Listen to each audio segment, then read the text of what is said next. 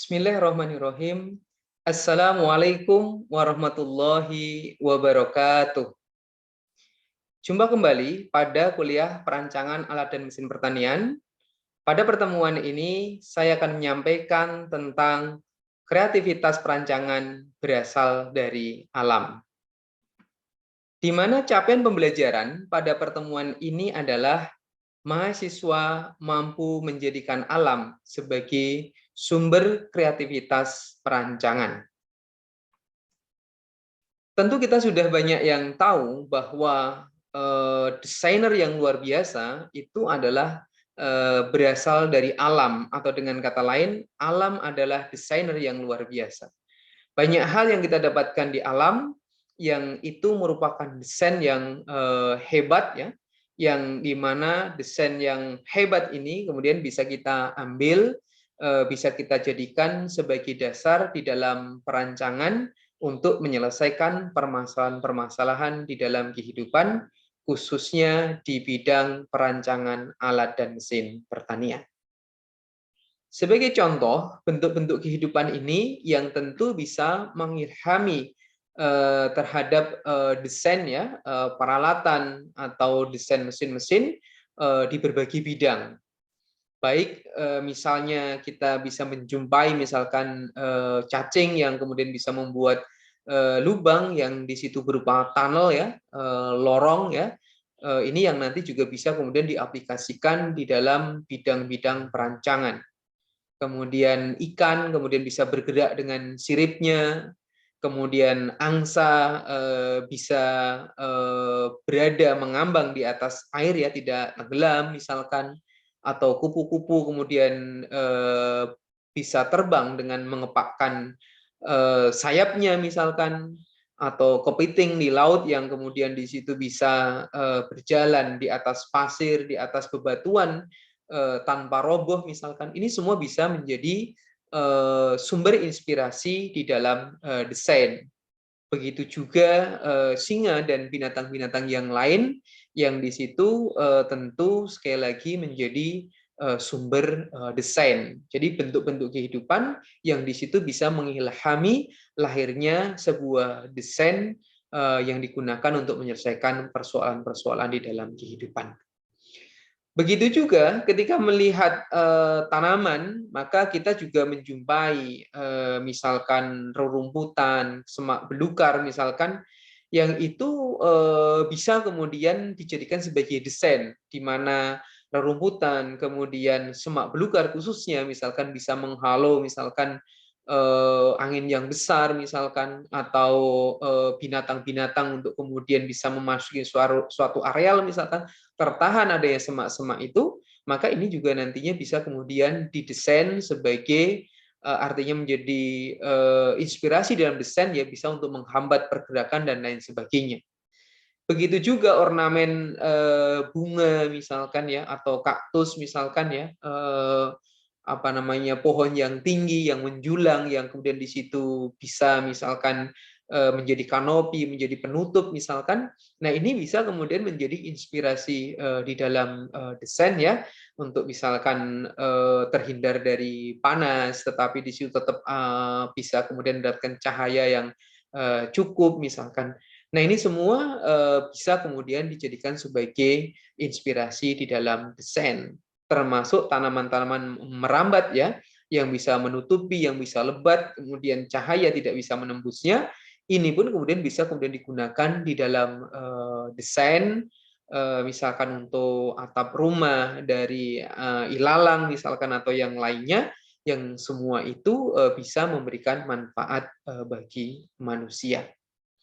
Selain dari hewan-hewan, dari tumbuhan, termasuk juga material-material yang ada di alam, ini juga bisa menjadi inspirasi di dalam desain, di mana batu karang yang kemudian bisa menghalau air laut misalkan, atau adanya sedimen di tepian laut karena ombak misalkan, batu marmer yang kemudian indah yang di situ juga bisa nanti mengilhami untuk ornamen-ornamen untuk dinding atau lantai, ya, dari keramik misalkan, yang itu kemudian dibuat desain seperti marmer yang di situ bukan dari marmer, tetapi material itu bisa kemudian menjadi inspirasi desain baik dinding maupun untuk lantai ya, yang itu akan mirip seperti marmer.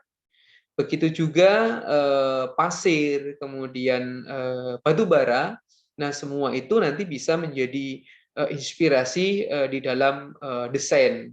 Contoh pasir misalkan ya, walaupun rata bisa misalkan kemudian sulit untuk kemudian ditempuh ya, dalam artian bisa kemudian menghilangkan kecepatan atau percepatan pergerakan kendaraan misalkan ya, di atas pasir misalkan, yang itu kemudian bisa juga menjadi inspirasi untuk menjadi apa namanya, alat ya atau tool ya untuk kemudian bisa menghambat perjalanan ya atau menghambat pergerakan ya, sehingga di situ bisa sebagai tempat untuk penyelamat misalkan di tepi-tepi jurang ya, jalan yang berada di tepi-tepi jurang atau turunnya yang tajam, ini adalah terinspirasi dari material yang berada di alam.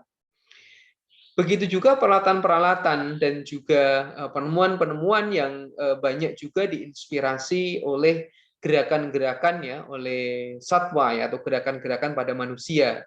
Misalkan bagaimana cengkraman apa namanya, cakar misalkan ya untuk bisa membawa sesuatu ya, yang itu kemudian bisa kemudian menjadi desain nanti ya untuk mengangkat bahan-bahan ya, material ya, kemudian dengan sistem dicengkram seperti cengkraman ya, kuku-kuku atau jari-jari ya, apa, hewan elang misalkan ya, atau dengan menggunakan paruh ya, menggunakan paruh, kemudian dengan menggunakan kaki ya, model penjepit ini kemudian bisa ditiru untuk kemudian menjepit mengambil benda-benda sebagai sumber inspirasi apa namanya, di dalam desain ya, dengan model seperti paruh ini kemudian bisa digunakan untuk sistem transplanter ya, menanam padi dengan mengambil dengan seperti paruh kemudian membenamkan dalam apa namanya, lumpur misalkan, kemudian mengambil lagi dan seterusnya.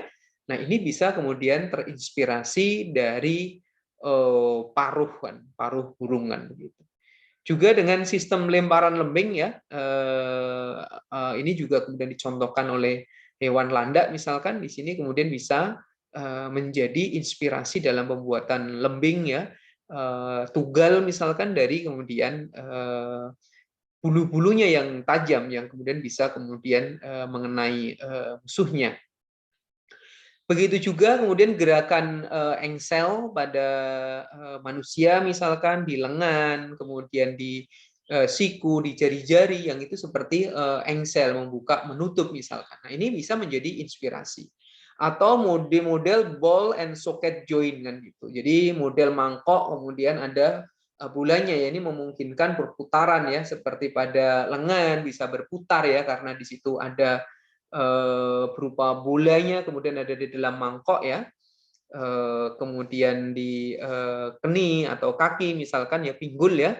Nah, itu juga sama, di situ bisa menginspirasi model ball joint ya, misalkan dalam kendaraan atau di mesin-mesin pertanian yang disuruh gerakan bolak-balik dan lain sebagainya, itu bisa terinspirasi dari apa namanya, hewan-hewan yang ada di alam. Begitu juga alat pemotong misalkan dengan gigitan misalkan dengan apa namanya, gigi-gigi yang tajam ya, seperti kemudian diaplikasikan di dalam tang misalkan, di situ bisa kemudian mencengkram dan kemudian memutus suatu bahan, memotong suatu bahan.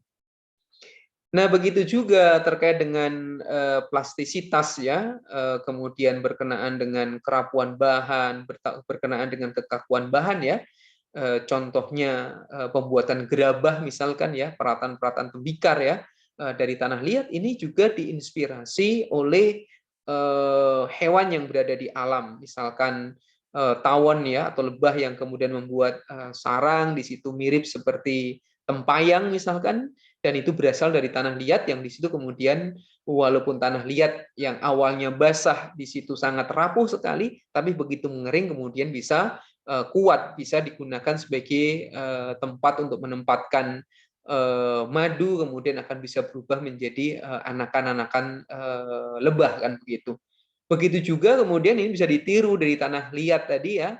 Kemudian dibuatlah peralatan seperti tempayang, kemudian peralatan-peralatan yang lain yang berasal dari tanah, yang itu kemudian ketika nanti dibakar itu akan menjadi keras dan bisa dimanfaatkan ya, akan menjadi keramik ya.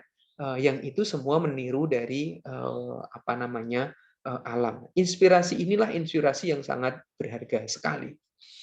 Begitu juga dengan sifat fisik bahan ya, dari sifat elastisitas, plastisitas, kemudian kerapuan, kekakuan, ini juga banyak dicontohkan oleh alam. Betapa kita menyaksikan misalkan pohon karet yang ada bijinya, di mana biji yang masih hijau itu akan kemudian menyatu. Nah, kemudian dengan makin lama makin tua dan akhirnya kemudian menjadi mengering ya.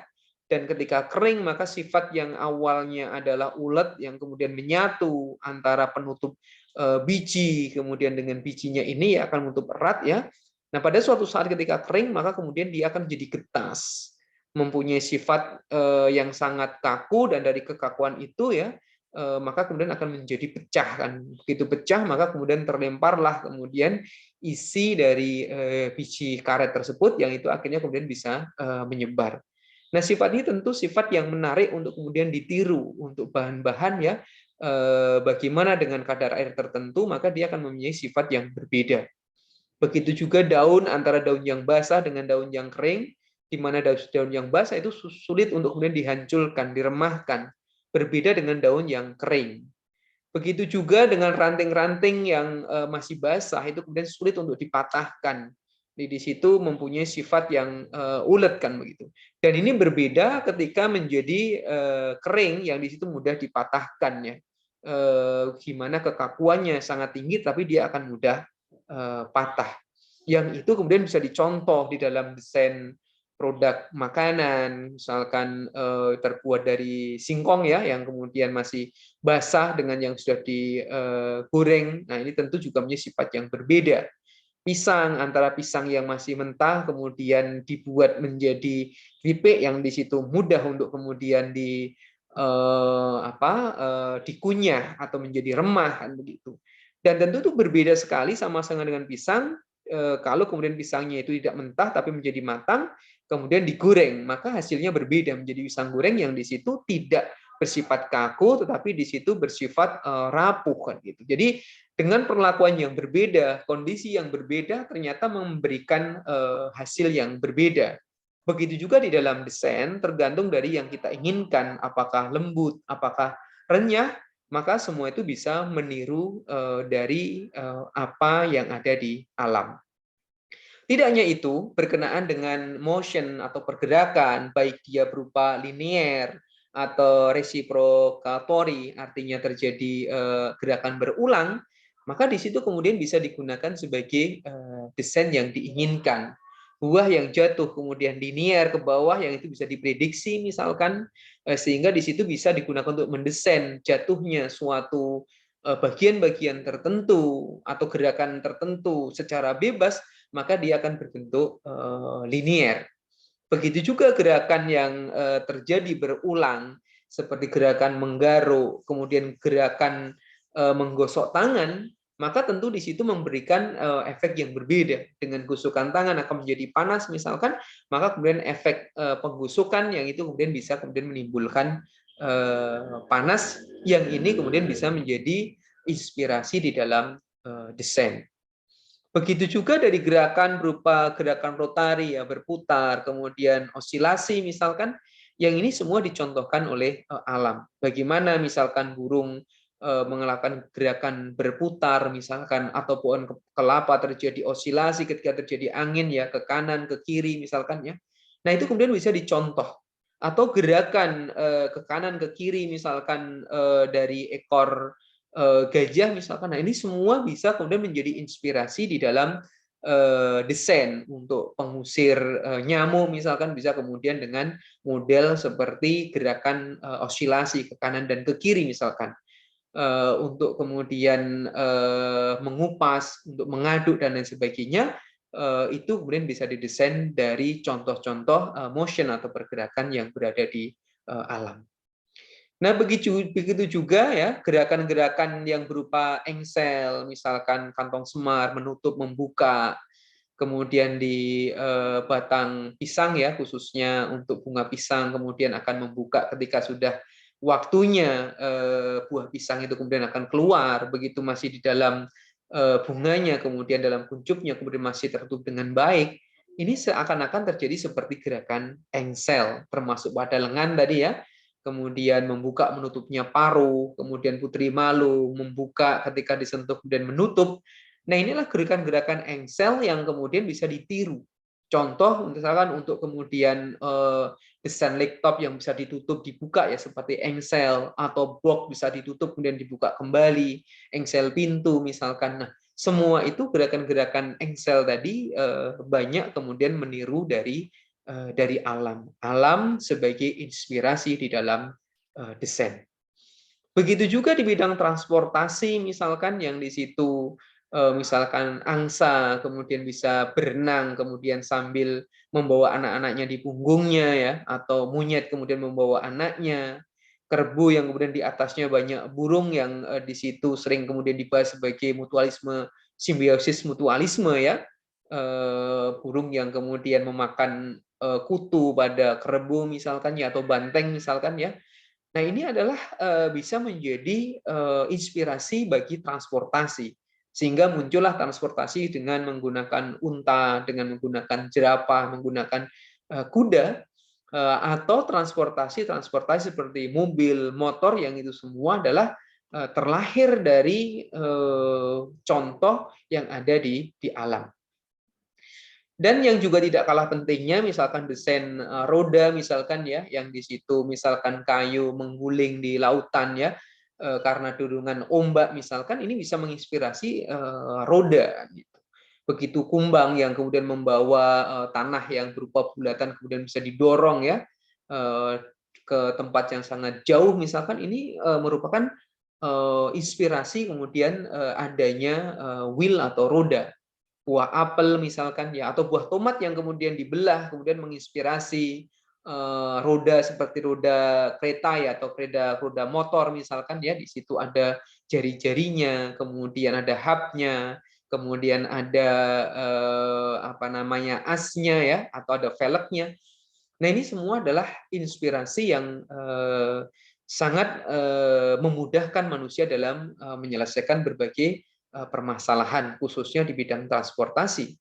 Begitu juga roda yang dulu terbuat dari batu ya, kemudian bisa menggelinding ya, dengan roda yang bentuknya bulat tadi kemudian bisa menggelinding, terbuat dari kayu, kemudian dari kayu yang dibuat velg ya, yang dilapisi dengan ban, akhirnya kemudian muncullah kemudian velg dan roda seperti mobil ya, termasuk apa namanya roda kereta. Nah, semua ini adalah terinspirasi ya atau bermula dari alam.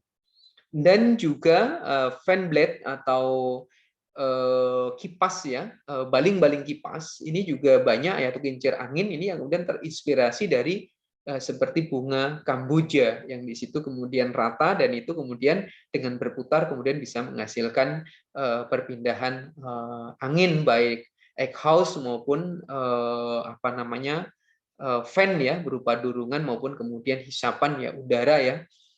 Dan tentu sekali lagi bahwa alamlah yang kemudian memberikan inspirasi yang luar biasa. Begitu juga dengan kerasnya misalkan kulit badak, kemudian kerasnya cangkang kura-kura misalkan, atau batok kelapa, yang ini kemudian menginspirasi adanya helm ya, helm keselamatan yang di situ keras, sehingga dengan keras itu bisa melindungi kepala dari misalkan jatuhan material-material di tempat kerja. Gitu. Selain itu juga contoh abrasi atau disintegrasi ya, baik tanah longsor, kemudian oleh air atau oleh air laut ya, oleh angin, atau pasir-pasir yang berada di gurun, pasir-pasir yang ada di sungai, di laut, di situ kemudian bisa mengikis atau terkikis kan begitu. Nah, sistem kikis mengikis inilah yang kemudian menginspirasi adanya bahan untuk mengamplas atau menghaluskan atau untuk mengikis. Maka di situ ada grinder ya, surface grinder untuk menghaluskan lantai ya misalkan yang dari bahan-bahan tertentu ya, yang kemudian bisa menghaluskan. Atau adanya bell sander, apa namanya, kertas amplas ya, atau pengamplas berupa bel yang kemudian di situ juga bisa kemudian digunakan untuk menghaluskan, termasuk band grinder dan juga handheld grinder atau gerinda yang di situ kemudian bisa menghaluskan, yang terbuat dari bahan-bahan alam, pasir ya, campuran dari bebatuan yang keras yang di situ kemudian bisa menghaluskan bahan-bahan termasuk besi sekalipun, kemudian bisa kemudian diamplas, dihaluskan dengan menggunakan bahan-bahan yang ada ini.